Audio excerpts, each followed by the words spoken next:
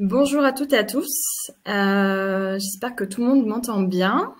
Bienvenue dans ce webinaire sur la décarbonation donc des entreprises, donc des TPE-PME. Je suis donc Marie-Laure Pluvy, conseillère entreprise en transition écologique à la CCI Aix-Marseille-Provence. Et donc aujourd'hui, je suis accompagnée de Léa Diani, du pôle transition énergétique et décarbonation de l'industrie diffuse à l'ADEME, et également de Robin Sylvestre, responsable du pôle industrie et énergie à la CCI Nice Côte d'Azur, donc qui vont co-animer ce webinaire avec moi. Il faut savoir que ce webinaire, c'est le premier d'un parcours de décarbonation que le réseau des CCI en PACA organise pour sensibiliser et accompagner donc les TPE et PME de notre territoire sur la transition bas carbone. Pour vous présenter le sommaire de ce webinaire, nous allons commencer en premier lieu à reparler des fondamentaux de la transition bas carbone. Des enjeux associés. L'idée, c'est qu'on ait un socle de connaissances communes, qu'on sache de quoi on parle, quels sont les grands objectifs climatiques et comment les adresser. Par la suite, Léa Diani adressera les enjeux et opportunités spécifiques pour les TPE et PME, savoir comment vous pouvez aussi vous engager dans cette transition. Et enfin, Robin Sylvestre adressera l'outil développé par le réseau des CCI pour accompagner les entreprises sur un diagnostic carbone simplifié. Alors, pour commencer, avant de commencer, juste quelques éléments logistiques pour le bon fonctionnement de ce webinaire. Vous avez en fait en bas un onglet chat sur lequel vous avez déjà adressé vos bonjours, donc je vous les retourne. Bonjour à vous tous.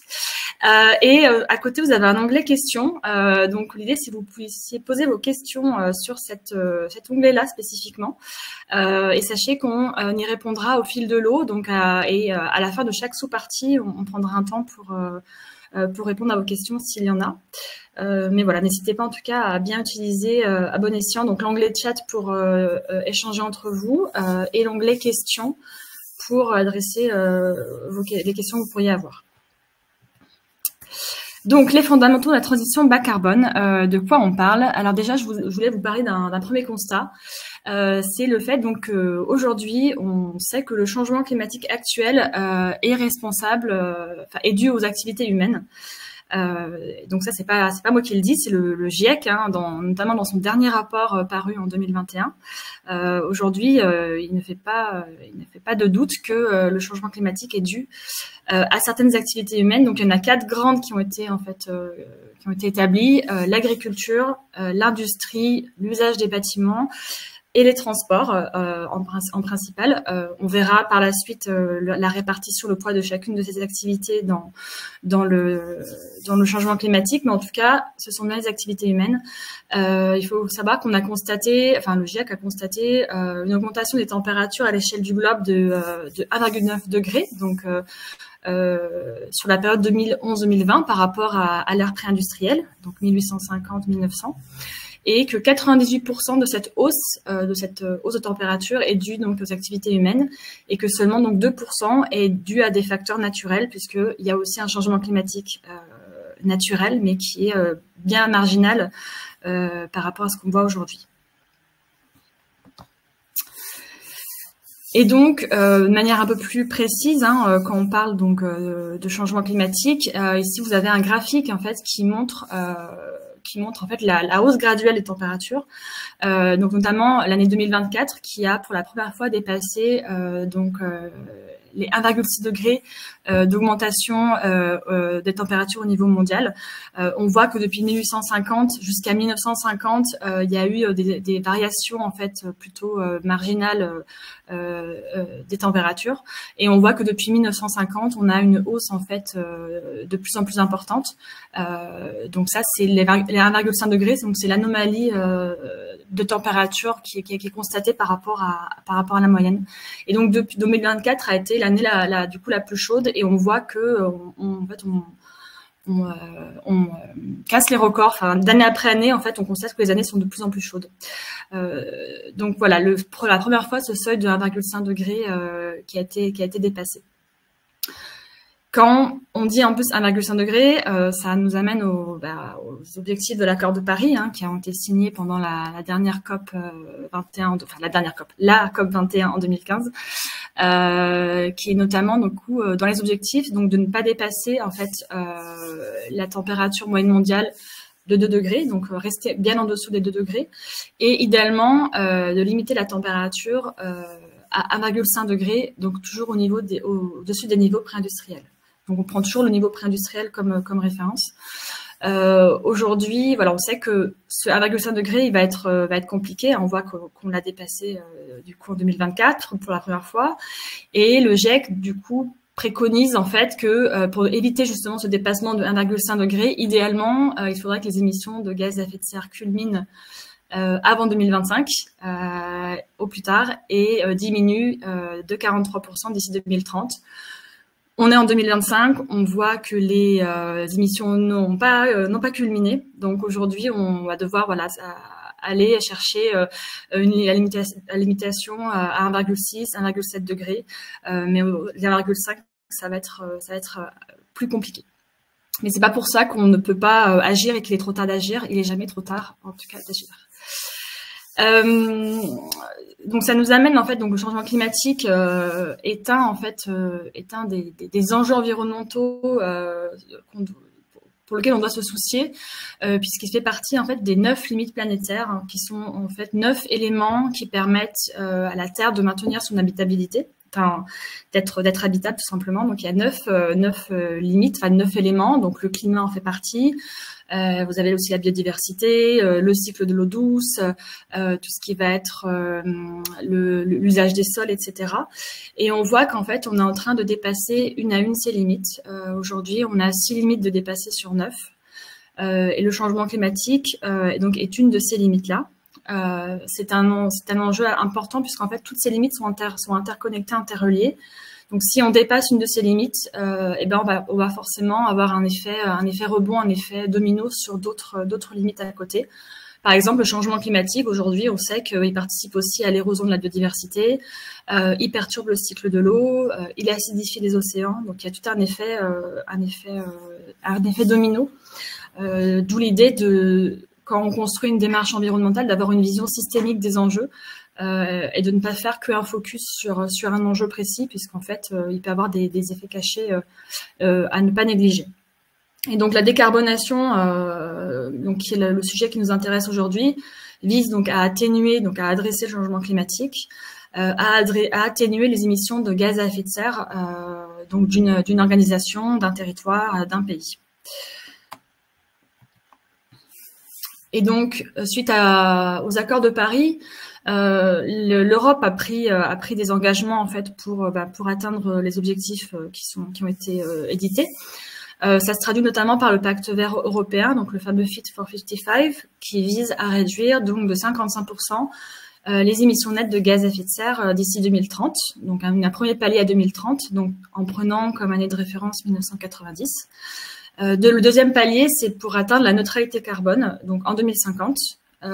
Qui vise donc en fait à émettre autant de gaz à effet de serre dans l'atmosphère que ce que peut en absorber les puits de carbone terrestres sur Terre du moins, donc forêts, tourbières, les océans. Ça peut être des puits de carbone artificiels aussi, mais c'est quand même majoritairement des puits de carbone naturels qui vont jouer leur rôle. Et ça s'est traduit, ce pacte vert européen s'est traduit par un plan d'action. On vous cite quelques exemples ici. C'est ce qui a notamment donné lieu le mécanisme d'ajustement carbone aux frontières, donc la fameuse taxe carbone, qui vise du coup à appliquer une taxe à toutes les entreprises qui exportent dans l'Union européenne, mais aussi à limiter la délocalisation d'entreprises européennes à l'étranger, dans des pays qui auraient des contraintes environnementales plus souples que l'Europe, dans un but de ne pas défavoriser les entreprises européennes qui, elles, sont soumises à des normes assez strictes pour garder un niveau de compétitivité égal. On a tout ce qui va être aussi l'investissement dans les énergies renouvelables et l'efficacité énergétique. On a également donc la fameuse CSRD, qui aujourd'hui est un petit peu allégée, un petit peu remise, rediscutée, mais en tout cas qui est toujours présente et qui a le mérite d'exister. Donc tout ça, c'est issu de ces ambitions, de ce pacte vert européen. Au niveau français, la France, elle s'est dotée aussi d'une stratégie nationale bas carbone qui est peu ou prou calquée sur les objectifs de l'Europe, qui elle vise donc à réduire les émissions françaises de 40% en 2030, en ayant toujours donc un premier palier par rapport à 1990, hein, toujours en année de référence, avec des budgets carbone, donc des quotas d'émissions de CO2 alloués tous les 5 ans et qui sont revus donc à la baisse graduellement, pour finalement arriver, nous aussi, à la neutralité carbone en 2050, avec donc une baisse drastique des émissions et aussi une augmentation des puits de carbone, donc tout le volet absorption qui doit aussi rentrer en compte. Donc au début, je vous parlais des différents secteurs, des différentes activités humaines responsables en majorité des émissions de gaz à effet de serre. Donc ici, on a le découpage du poids de ces différentes activités, donc l'empreinte carbone de la France, avec, on voit donc les différents postes, donc de transport, d'agriculture, d'industrie, résidentielle, tertiaire, hein, qui correspond à l'usage des bâtiments. On a aussi on a affiné avec la production d'énergie et de déchets. Mais on voit quand même que les quatre principaux sont ceux que j'ai cités précédemment, avec une grosse part du transport, donc notamment l'usage des véhicules légers. On a aussi un gros volet sur le résidentiel tertiaire, hein, tout ce qui va être effectivement rénovation des bâtiments notamment, qui est un gros enjeu. Et puis l'industrie aussi, certaines activités industrielles comme la chimie, métallurgie sont assez présente aussi dans l'empreinte carbone de la France. Et pour terminer, de manière un peu plus fine, la répartition finalement, chaque poste donc a un poids, mais tous ces postes-là n'ont pas les mêmes leviers d'action, la même part de l'effort à fournir pour atteindre finalement la baisse des 40% de gaz à effet de serre d'ici 2030. Et donc on voit en fait les différentes colonnes. Les différents secteurs, la part de l'effort attendu par les différents secteurs. Donc on voit les différentes colonnes, donc 1990, 2019, 2022 et la projection pour 2030. Et on voit qu'en fait, il y a des gros attendus, donc notamment sur le secteur du transport, hein, qui devra quand même pas mal réduire entre 2022 et 2030. On a aussi le secteur du bâtiment, l'usage des bâtiments, donc, qui est aussi un gros volet. Hein, c'est pour ça qu'on parle beaucoup de rénovation des bâtiments, d'isolation, etc. Ça joue beaucoup. L'industrie a énormément réduit, vous le voyez, depuis 1990. Pour différentes raisons, hein. On a aussi eu un phénomène de désindustrialisation qui ont reporté les émissions sur d'autres pays. Aujourd'hui, voilà, on parle beaucoup de réindustrialiser de manière plus vertueuse, de repenser les process industriels pour qu'ils puissent rentrer dans ces objectifs-là. Et avec aussi la part donc des puits de carbone aussi qu'il va falloir toujours se soucier et augmenter pour atteindre ces objectifs-là. J'en ai fini pour cette partie-là. L'idée, c'était de vous parcourir les grands enjeux, les objectifs pour savoir qu'est-ce qui nous attend finalement, quelle est la part de l'effort qui est attendue dans les prochaines années. Donc Léa passera ensuite à l'aspect aux enjeux propres au TPE-PME, comment vous pouvez en fait concrètement agir pour répondre à ces objectifs que je viens d'énoncer. Je ne sais pas s'il y a des questions, des précisions que vous souhaitez avoir sur ces slides-là. En tout cas, c'est le moment. Sinon, il y aura toujours un temps d'échange possible à la fin du webinaire pour ceux qui auraient des questions après coup. Mais sinon, Léa, je te laisse la parole s'il y a des questions. Je me permets donc de prendre la main. Donc, je suis Léa Diani, je travaille à l'ADEME PACA dans le pôle transition énergétique. Pour recontextualiser, l'ADEME, c'est un opérateur de référence de l'État pour accompagner la mise en œuvre des politiques publiques en matière de transition écologique. Donc, ça passe par la transition énergétique, l'économie circulaire, la réduction des émissions de gaz à effet de serre ou encore l'adaptation au changement climatique. Et nous intervenons sur un large éventail de parties prenantes, que ce soit des acteurs économiques, donc tout type d'entreprise, industrielle, non industrielle et tout type de taille, PME, TPE, et des acteurs non économiques, donc plutôt les territoires. Notre objectif, c'est de favoriser l'émergence et la diffusion de solutions durables via la montée en compétences des acteurs, des financements ciblés, donc avec des subventions, et la diffusion de guides et de retours d'expérience, donc avec des fiches pratiques, des webinaires, événements, etc.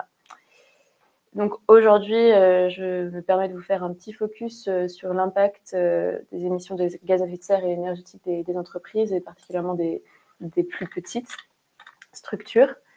Donc, je commence avec cette diapositive où vous pouvez trouver 2 graphiques comparatifs des émissions de gaz à effet de serre. À gauche, vous avez les données de la région PACA par secteur, et à droite, les données de la France entière au niveau national. Donc, on constate tout d'abord que la part des émissions industrielles est beaucoup plus élevée en PACA qu'au niveau national. Cette surreprésentation s'explique en grande partie par un tissu industriel dense dans les Bouches-du-Rhône, où on concentre les raffineries, les usines et des zones logistiques. Ensuite, le secteur des transports pèse lui aussi lourdement, avec quasi un quart équivalente à la moyenne nationale. Donc, en PACA, les émissions, elles sont surtout liées aux véhicules routiers et au transport maritime, ce qui reflète l'importance des mobilités touristiques et commerciales. Et enfin, on note la contribution de la production d'énergie, qui est peut-être plus modérée que les autres, mais non négligeable.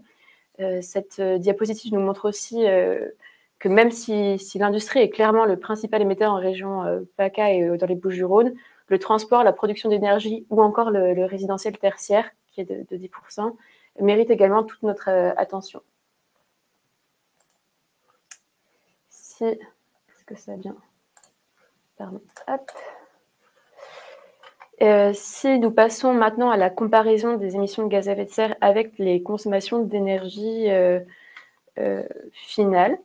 Donc là aussi, vous allez pouvoir retrouver les 2 graphes, une en région PACA et l'autre au niveau de la France, au niveau national. Donc, au niveau national, on retrouve une répartition qui est relativement semblable dans les secteurs aux émissions de gaz à effet de serre. Donc, c'est-à-dire environ 20% des émissions qui proviennent de l'industrie, près de 30% qui sont imputables au transport, et le reste qui se répartit entre résidentiel tertiaire, agriculture et production d'énergie. En PACA, les secteurs les plus énergivores sont le transport et l'industrie, encore une fois. Le transport qui pèse environ 35% de la consommation d'énergie finale, contre 32% au national, et l'industrie qui pèse également plus lourd, avec 32% de la consommation, contre 20% au national. Donc, ce qu'on peut en déduire, c'est qu'il y a un levier considérable à activer, non seulement sur l'industrie, mais aussi sur le tertiaire et le transport. Pour le tertiaire, ça peut passer par l'efficacité énergétique des bâtiments et la rénovation thermique, ou pour le transport par le report modal, le développement des mobilités douces, ou encore l'efficacité, plutôt l'électrification des flottes. Je voulais également faire un zoom sur le fait que les petites et moyennes structures ont un poids important, un rôle à jouer pour transitionner. Donc, individuellement, elles peuvent sembler moins polluantes, mais comme elles sont plus nombreuses, ça représente un levier d'action considérable. Quelques chiffres au niveau national.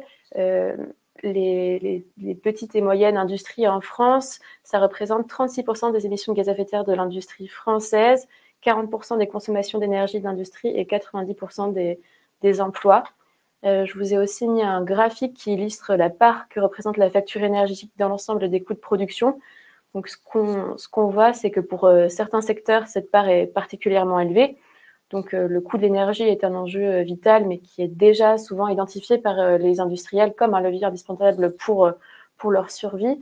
Mais dans d'autres secteurs, même si la facture énergétique représente une part plus modeste des dépenses, elle constitue néanmoins un levier d'action stratégique, et notamment en raison du grand nombre de structures qui peuvent être concernées. Pour accompagner les entreprises dans leur décarbonation, l'ADEME propose un parcours de décarbonation pour tout type d'entreprise, passant par différentes étapes que je vous propose de balayer brièvement. Tout d'abord, on parle beaucoup de sensibilisation, et de formation et de montée en compétence des acteurs au niveau de la transition. Donc, sensibilisation, ça passe par tout ce qui est des outils comme la fresque, les ateliers d'automne, etc. Ou alors la participation à des webinaires comme celui-ci.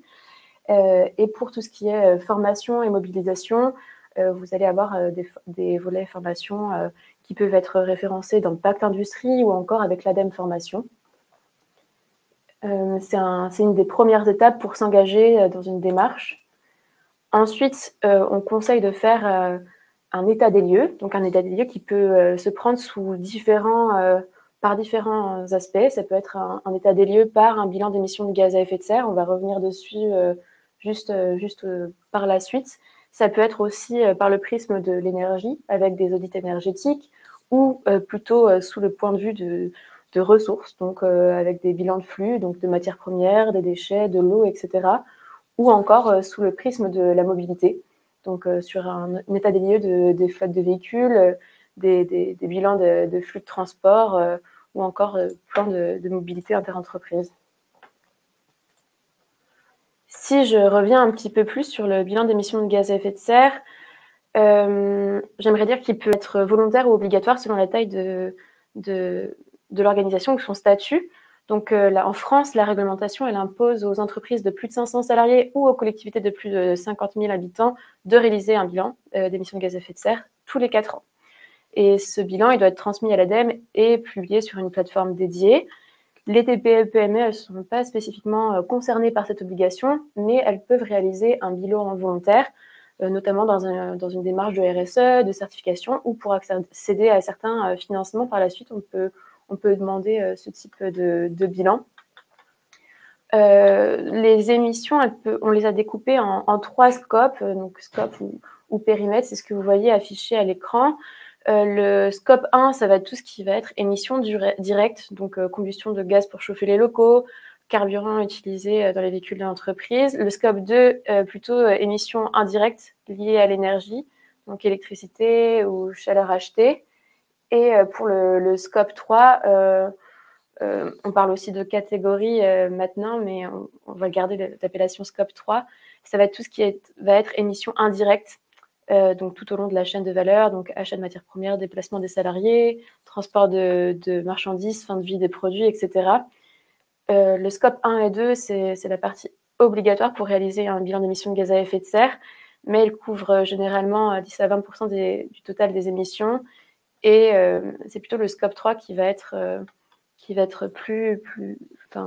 représenter un poids plus important. Et pour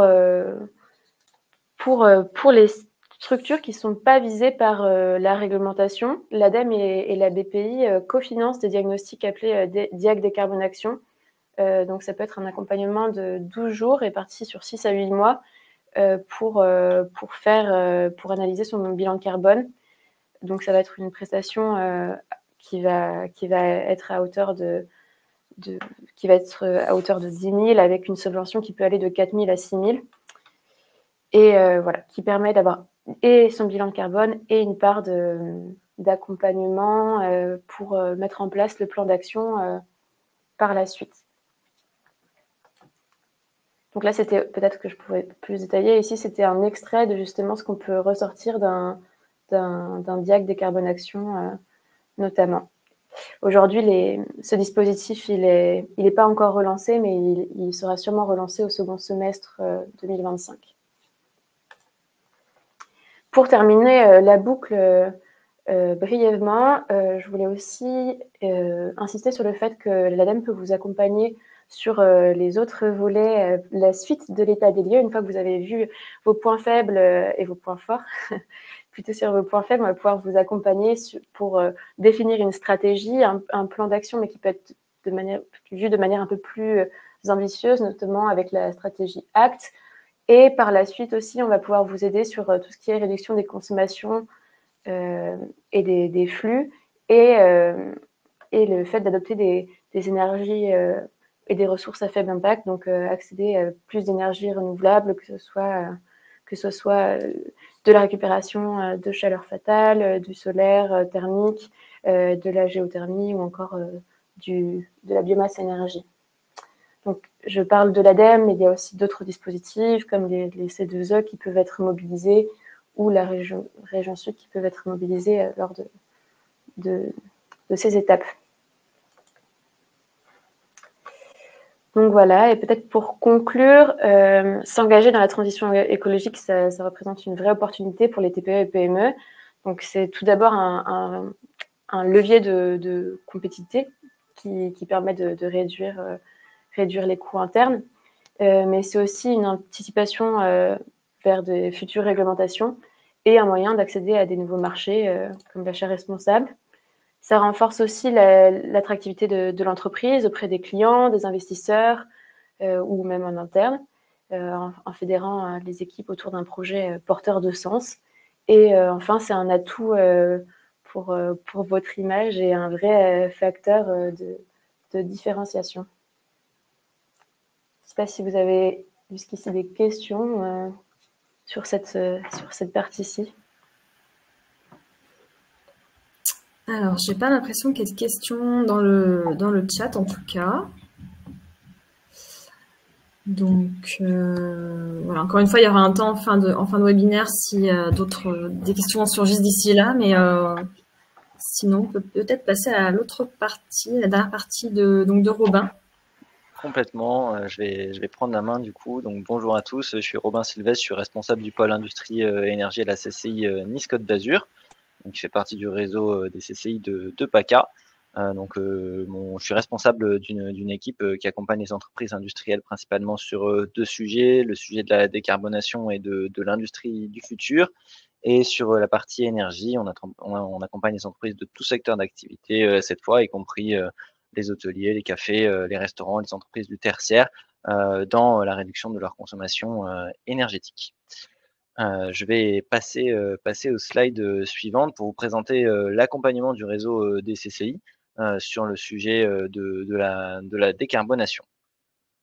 Donc, il faut savoir que le réseau des CCI a été missionné par l'État pour vous accompagner, pour accompagner les TPE-PME dans la réalisation d'un diagnostic carbone simplifié uniquement sur les scopes 1 et 2 dans un premier temps, pour faire référence du coup à ce qu'a présenté Léa juste avant.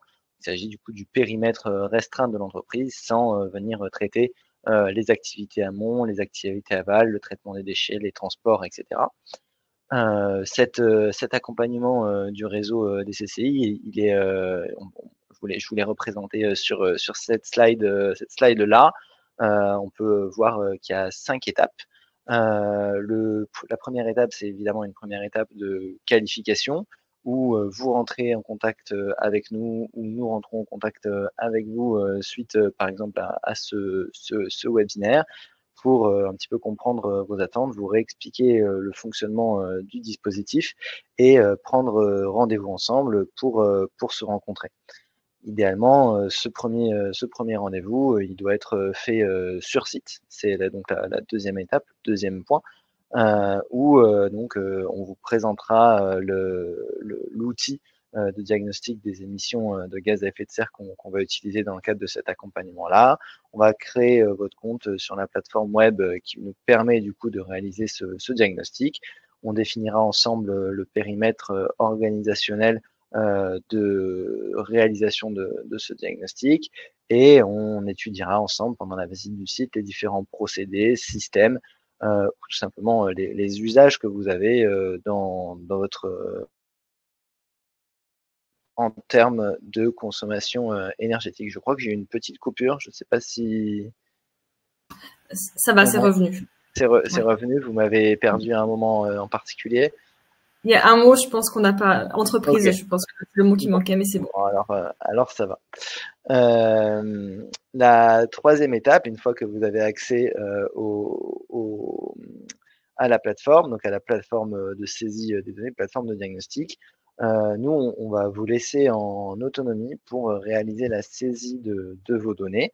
Il va falloir, suivant le périmètre qu'on a fixé ensemble lors du premier rendez-vous, travailler, faire la recherche de données en interne, en externe, auprès de vos clients, de vos fournisseurs, si vous souhaitez aller jusque-là dans votre bilan de gaz à effet de serre. et saisir vos données d'activité dans la plateforme. Nous, conseillers CCI, c'est la 4e étape. Une fois que vous avez terminé de saisir vos données dans cette plateforme, on va les récupérer, on va les analyser et vérifier que tout est cohérent, que vous n'avez pas oublié différents éléments. C'est pour ça notamment qu'on réalise la visite sur site. On va s'assurer que c'est cohérent vis-à-vis des entreprises de votre secteur, etc. Et on va travailler en chambre pour vous proposer un plan d'action avec des actions qui sont personnalisées pour votre entreprise. Pendant le dernier rendez-vous, donc c'est le cinquième point, nous, on va vous faire une restitution de votre profil d'émission, vous proposer un certain nombre d'actions que nous, on aura donc travaillé en amont, et on pourra éventuellement les affiner si vous le souhaitez. Ces actions elles pourront du coup ensuite être priorisées. On fera un petit exercice de priorisation où on évaluera sur chacune des actions leur enjeu. Est-ce que c'est un enjeu faible ou fort pour votre entreprise? Et est-ce que chaque action est facilement réalisable ou non? Donc est-ce qu'elle est accessible ou non?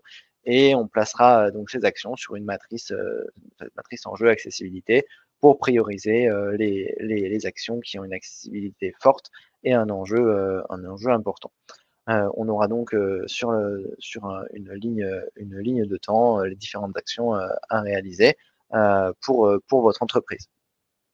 On fera évidemment des recommandations pour chacune de ces actions et on vous orientera ensuite vers des dispositifs adaptés. Léa a parlé notamment des dispositifs ACT par exemple. On pourra vous rediriger vers des dispositifs existants, soit de l'ADEME, soit de la région, soit d'autres entités qui sont présentes localement.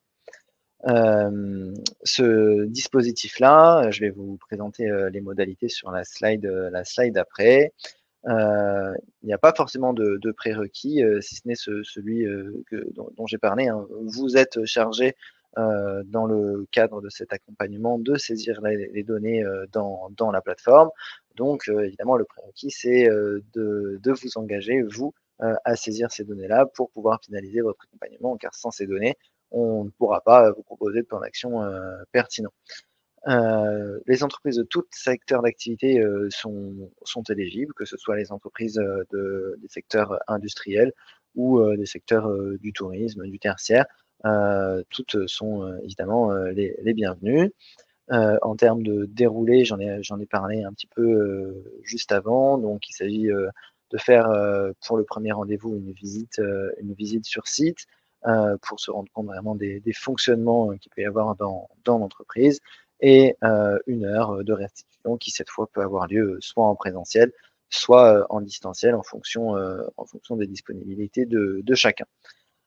Cet accompagnement-là, sur les scopes 1 et 2, il est entièrement pris en charge.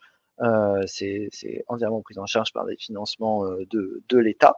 Donc, on est missionné par l'État, c'est notre rôle de réaliser ça. Si toutefois vous souhaitez, puisque vous estimez que le scope 3 a une importance pour vous et que vous avez le temps de vous engager dans une démarche du coup, plus complète, cet accompagnement jusqu'au scope 3, on pourra revoir les modalités de prise en charge jusqu'au scope 3.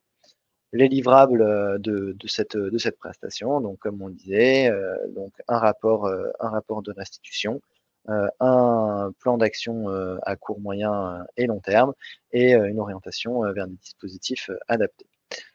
Quoi qu'il arrive, toutes les données que vous rentrez dans la plateforme, votre accès à la plateforme, vous allez le conserver. Vous aurez toujours la possibilité de consulter les données que vous avez rentrées et le plan d'action qu'on aura saisi ensemble dans la plateforme.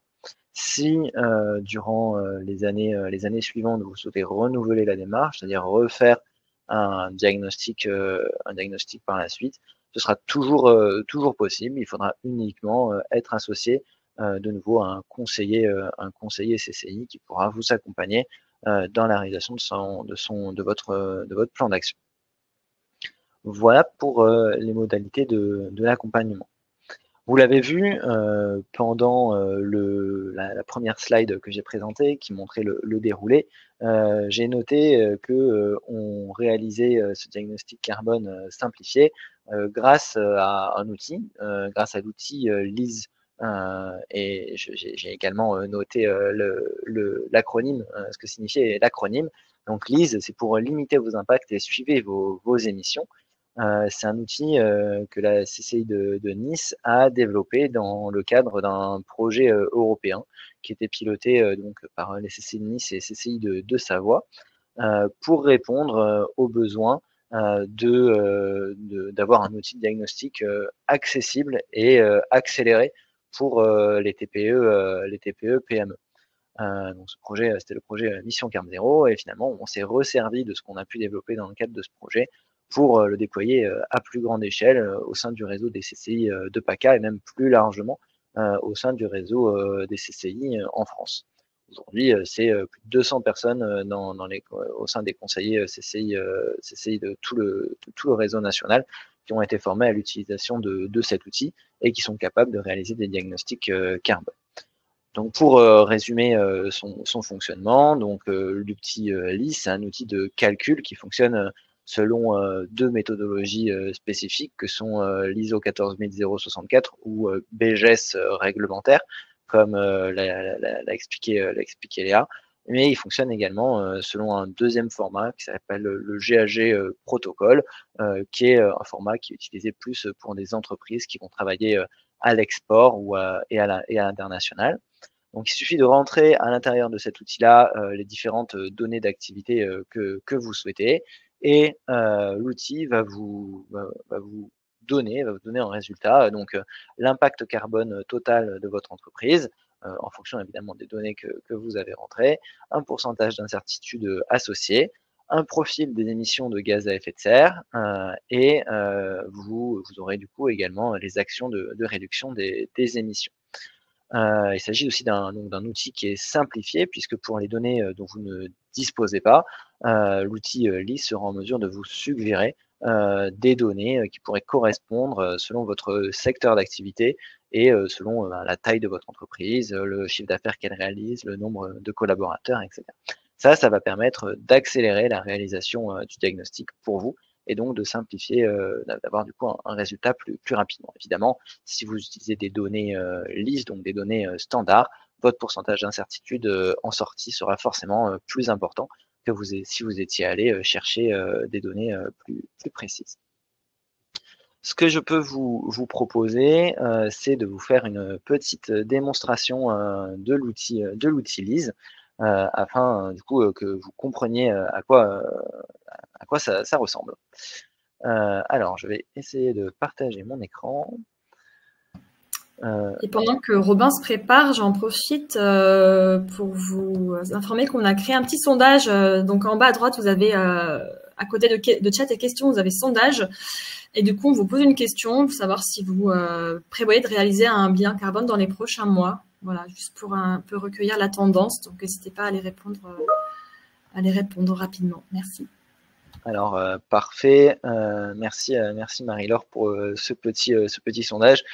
Petit point d'attention, nous réalisons un bilan des émissions de gaz à effet de serre et pas forcément un bilan carbone. Bilan carbone, c'est quelque chose c'est une marque qui appartient à l'Institut français du carbone. Donc l'outil permet de réaliser un bilan de gaz à effet de serre et pas un bilan carbone. Voilà.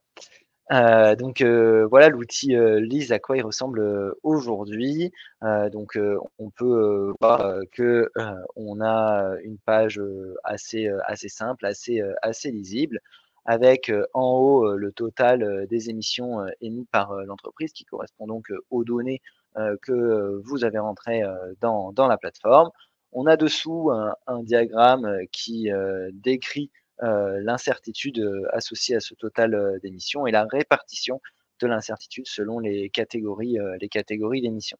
À gauche, je retrouve les différentes catégories d'émissions. Donc là, il s'agit d'un diagnostic scope 1 et 2 uniquement, justement pour simplifier le diagnostic. Donc c'est bien ça qui est pris en compte dans le cadre de notre opération et de l'accompagnement. Et à l'intérieur de chacune des catégories d'émissions, j'ai le poste d'émission, les différents postes d'émission à saisir. Donc, par exemple, sur le premier poste d'émission, qui est un poste d'émission qui est l'électricité, je retrouve mon entrée électricité Mix France, où je peux venir directement modifier ma consommation énergétique. Donc, si par exemple je rajoute un 0 à cette entrée-là, ça va venir directement mettre à jour mon total d'émissions sur la partie de droite de l'écran. Ça c'est très pour vous montrer un peu le fonctionnement rapidement. Je peux venir saisir également les combustibles fossiles consommés par mon entreprise, les combustibles organiques. Si mon entreprise est reliée à un réseau de vapeur ou de froid, je peux également venir saisir les achats de froid et les achats de vapeur qui sont liés donc à mes consommations. Dans la catégorie B, sur les émissions de gaz, je viens retrouver toutes les émissions de gaz qui sont liées à mes procédés de fabrication, mais également les fuites de gaz liées aux climatisations ou voilà, tous les procédés de froid qu'il peut y avoir dans mon entreprise et dans ma flotte de véhicules. Et enfin, dans le poste déplacement, je retrouve les déplacements qui sont liés aux déplacements réalisés par la flotte de véhicules de société. Typiquement, je peux rentrer que j'ai réalisé environ 30 000 km avec une voiture hybride qui appartient à ma société, et je peux rajouter par exemple, je sais pas moi, 20 000 km réalisés par une voiture moyenne, donc motorisation essence classique, on va dire. Et ça vient directement incrémenter mon compteur d'émissions. Ça, c'est la vue que vous, entreprise, vous aurez au moment de la saisie des données. Et une fois que cette saisie des données sera terminée, vous pourrez soumettre le diagnostic, et nous, conseillers CCI, on va récupérer votre bilan, on va l'analyser, on va ensuite pouvoir vous proposer alors, je vais aller sur la bonne entreprise, vous proposer ensuite du coup un plan d'action associé.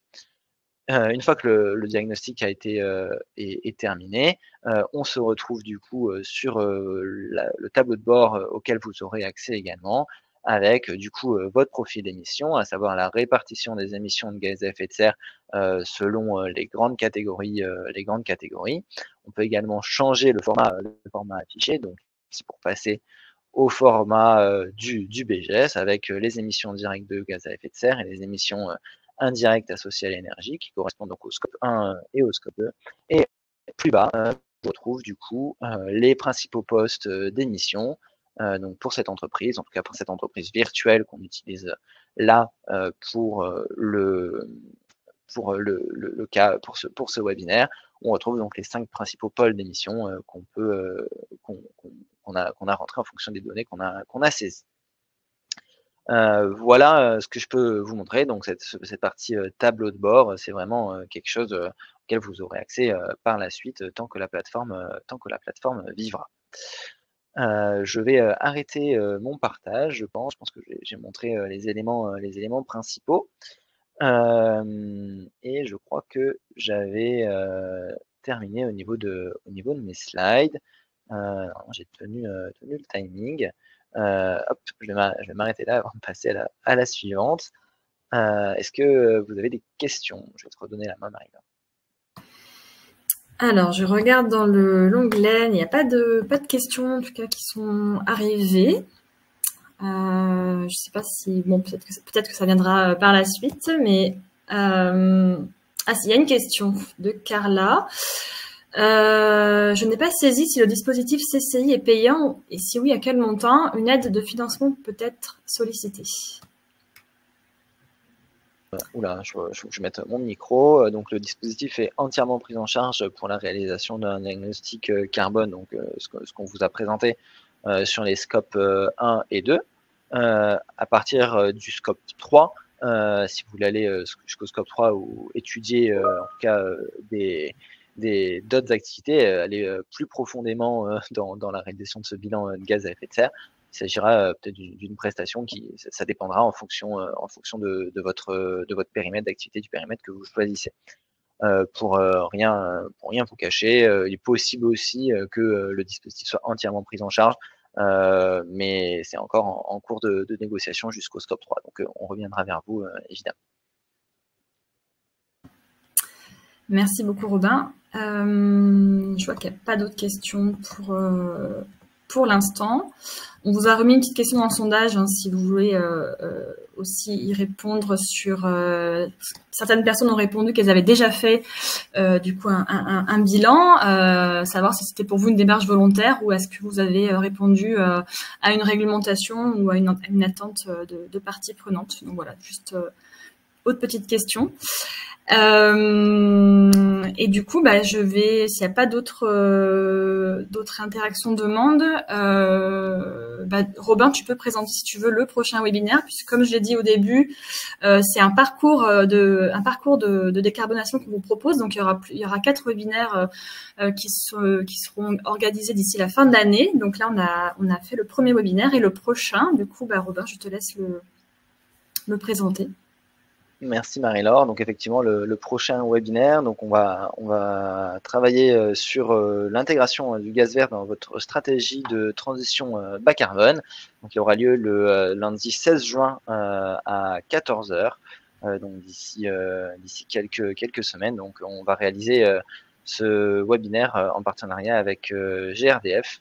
Donc voilà, l'idée c'est d'identifier ensemble, de vous présenter ensemble des leviers concrets pour réduire votre empreinte carbone et vous montrer que le gaz vert, qui est issu de ressources renouvelables, peut aussi constituer un levier stratégique pour votre transition énergétique. Super, merci beaucoup. Il y a une question qui est arrivée de Yann, donc pour Léa, qui contactait à l'ADEME pour le diagnostic décarbonation? Alors, ce ne sera pas directement nous qui faisons le diag décarbonation. Ce sera une demande qui se fait sur le site de la BPI. Je vais pouvoir vous mettre le lien dans la partie questions ou chat. Et ce sera un prestataire qui sera mandaté pour le réaliser. Très bien, merci beaucoup. Écoutez, en tout cas, le webinaire va toucher à sa fin. S'il n'y a pas d'autres questions, et si, il y en a une de Xavier. Est-ce que des outils existent pour évaluer l'optimisation des systèmes existants et améliorer leur exploitation? Une question pour Léa, peut-être.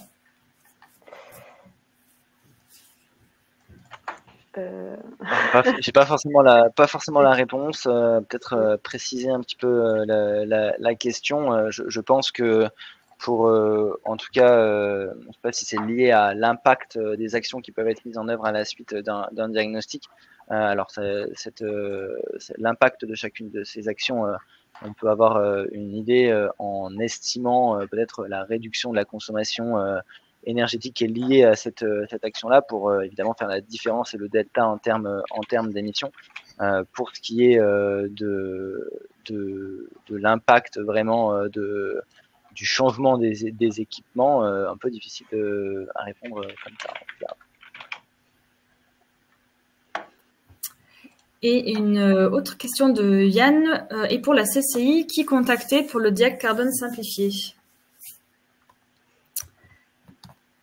Alors, du coup, pour le diag carbone simplifié, principalement contacter Marie-Laure et moi dans un premier temps, et suivant vos territoires, on redirigera vers les personnes correspondantes. Voilà, je viens d'afficher la slide avec nos adresses mail. Donc, voilà, n'hésitez pas à revenir vers nous. Et comme le dit Robin, même si vous n'êtes pas affilié à notre CCI territoriale, on pourra vous rediriger vers la CCI correspondante. Il y a Xavier qui apporte un complément du coup, après coup. Des gains en kilowattheure sont souvent possibles en améliorant l'usage des systèmes existants. J'imagine la première couche du diag. Voilà, un petit complément après par rapport j'imagine à ton intervention, Robin. Mais... Entendu.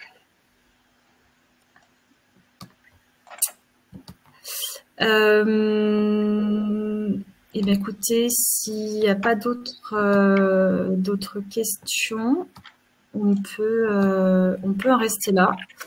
Merci beaucoup pour votre attention à toutes et à tous. Vous retrouverez le replay de ce webinaire qui a été enregistré directement par mail à la suite donc à la clôture de ce webinaire. Vous pourrez le regarder donc à votre convenance, et puis on reste à disposition pour toute question, tout besoin. On est à disposition sur notamment ce diagnostic carbone simplifié. Un grand merci à Léa Diani de l'ADEME et à Robin Sylvestre de la CCI de 10 Côte d'Azur pour leur intervention. Et je vous souhaite une bonne après-midi à tous et à toutes. Au revoir. Au revoir. Merci beaucoup, bon après-midi.